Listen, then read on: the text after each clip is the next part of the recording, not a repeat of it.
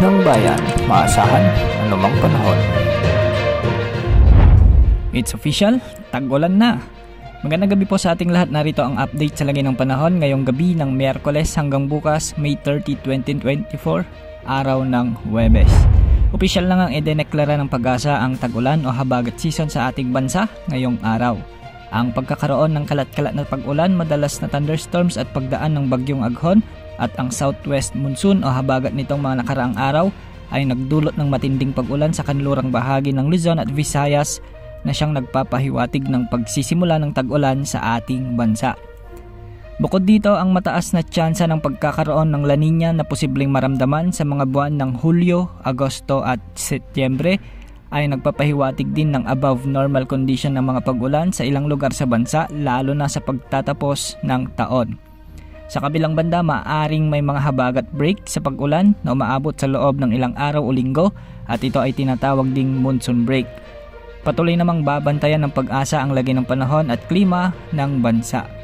Samantala, nakalabas na ng ating Philippine Area of Responsibility si Bagyong Aghon at ngayon ay kumikilos na papunta sa katimugang karagatan ng Japan.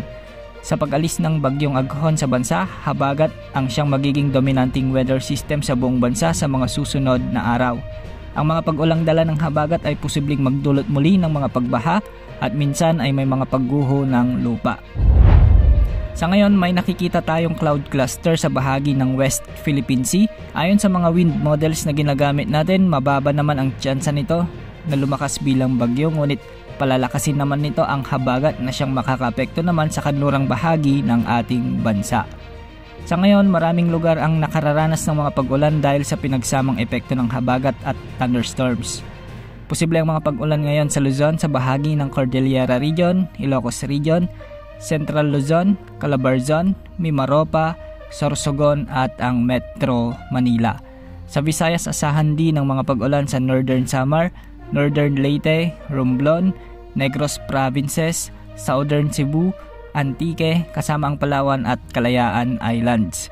Magiging maulan din ang ilang bahagi ng Mindanao, particular sa Zamboanga Peninsula, Northern Mindanao at Lanao Provinces dahil naman yan sa epekto ng mga localized thunderstorms.